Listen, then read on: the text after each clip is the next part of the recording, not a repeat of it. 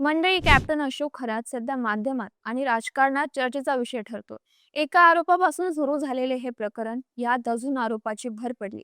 त्यात सध्या त्याच्याकडे असलेल्या संपत्तीमुळे त्याची अजूनच चर्चा होते. रिटायर्ड मर्चंट नेव्ही ऑफिसर नंतर कॉस्मॉलॉजिस्ट, न्यूमेरोलॉजिस्ट आणि आध्यात्मिक सल्लागार म्हणून त्यांनी स्वतःला सादर केलं.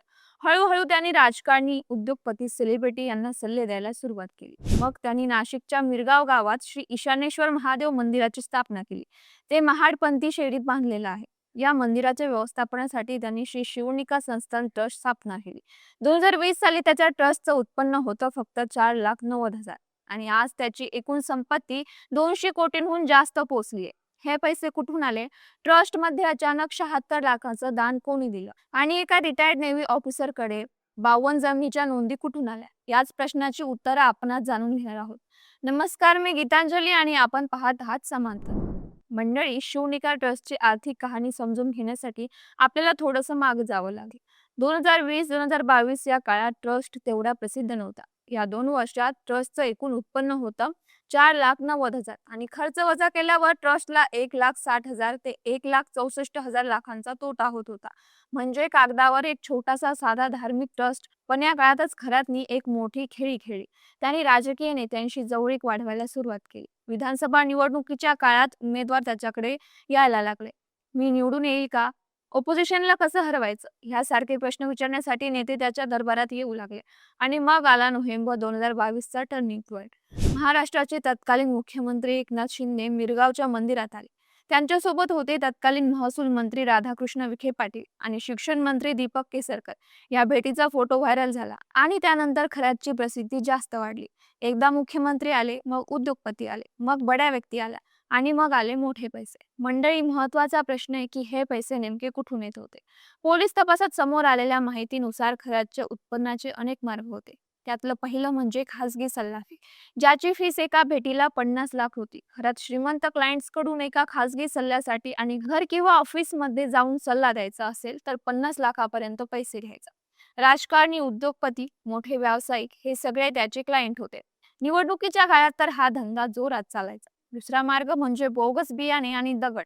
हे ऐकून तुम्हाला धक्का बसेल, पण पोलिसांनी उघड केलं की खऱ्याच चिंचेच्या बिया विकत द्यायचा. त्या बिया बाजारात किलोच्या भावाने 100 रुपयाला मिळतात. तो त्या बिया पॉलिश करायचा, त्यांना चकचकीत बनवायचा आणि मग सांगायचा की हे दुर्मिळ रत्न आहे, परदेशातून आणले, तुमच्या घरात नशीब घेऊन ये. आणि त्या बियाची किंमत सांगायचा 10,000 ते 1,00,000पर्यंत, ते पण फक्त एका बीची. तो एवढ्यावरच थांबला नाही. त्यांनी बनावट रत्नमणी आणि दगड पण सप्लाय केले.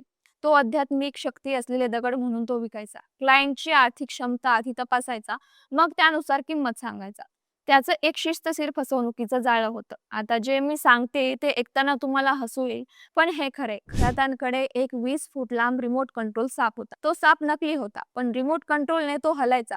जेव्हा एखादा भक्त यायचा तेव्हा खरात साप सोडायचा. देवाने साप पाठवला, हे शुभ चिन्ह आहे असं सांगायचा. भक्त घाबरायचे, चकित व्हायचे आणि खरातवर त्याचा विश्वास आणखी वाढायचा.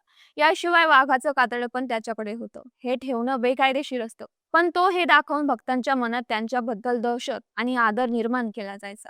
हे सगळं चमत्कार फक्त पैसे उकळवण्यासाठी आणि मनावर ताबा मिळवण्यासाठी होत होता. मंडळी, यात मंदिराच्या नावाखाली आणि ट्रस्टच्या माध्यमातून मोठ्या प्रमाणात देणग्या गोळा केल्या गेल्या. ईशानेश्वर मंदिर ट्रस्टची वार्षिक येण अंदाजे 2 कोटी असल्याचं सांगितलं जातं. राजकारणी, उद्योगपती मंदिरात येत, दान देत आणि याचा काही भाग कुठे जायचा हे तर तपासात समोर येईलच. महत्वाचं म्हणजे खऱ्यातने रिटायरमेंट नंतरही 150हून अधिक परदेश दौरे केले.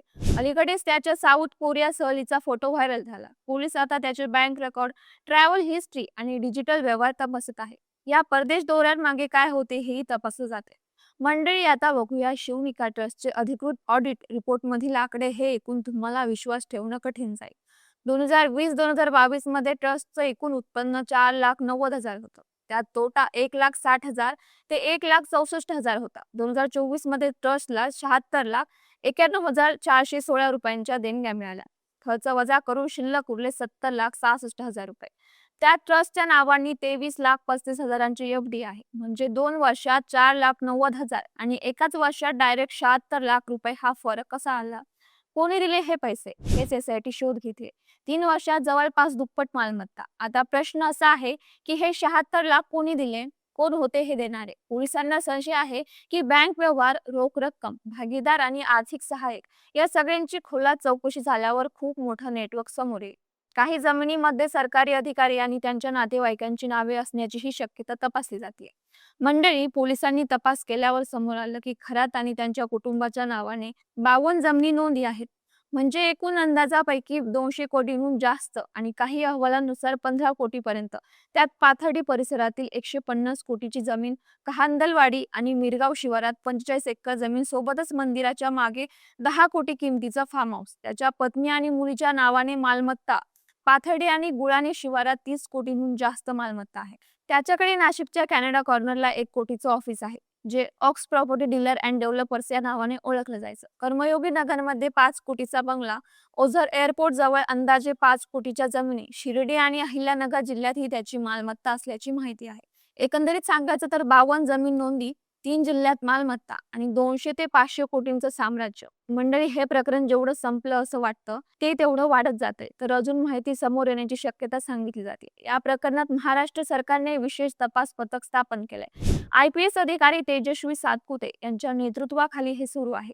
याबद्दल बोलताना मुख्यमंत्री देवेंद्र फडणवीस यांनी सांगितलं की DGP या प्रकरणावर स्वतः लक्ष ठेवत असून यात कोणाचीही गाय केली जाणार नाही. इन्कम टॅक्सने पण आता या प्रकरणात प्रवेश केलाय. त्यांच्या तपासात काही गोष्टी समोर येणार आहे. त्यात खऱ्याचं बँक खातं, रोख रक्कम, त्याला पैसे कुठून यायचे, यात खऱ्याचे आर्थिक भागीदार कोण होते, किती क्लायंट्स कडून त्याने पैसे घेतले, त्याच्या 150 परदेशी दौऱ्याचा खर्च कुठून आला. याशिवाय 52 जमीन नोंदींपैकी सरकारी अधिकारी किंवा त्यांच्या नातेवाईकांची नावे असण्याची शक्यता तपासली जाते.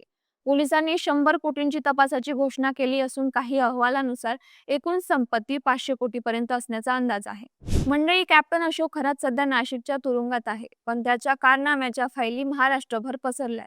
त्याचं साम्राज्य किती मोठं होतं हे आपण या व्हिडिओतून बघितलं. सध्या SITचा तपास सुरू आहे. इन्कम टॅक्स कडून ही चौकशी सुरू आहे. त्यात दररोज नवीन तक्रारी समोर येत आहे आणि सर्व महाराष्ट्राचं लक्ष आता याकडे लागलंय. तुम्हाला या प्रकरणाबाबत काय वाटतं, मला नक्की कळवा आणि समांतरला सबस्क्राईब करायला विसरू नका.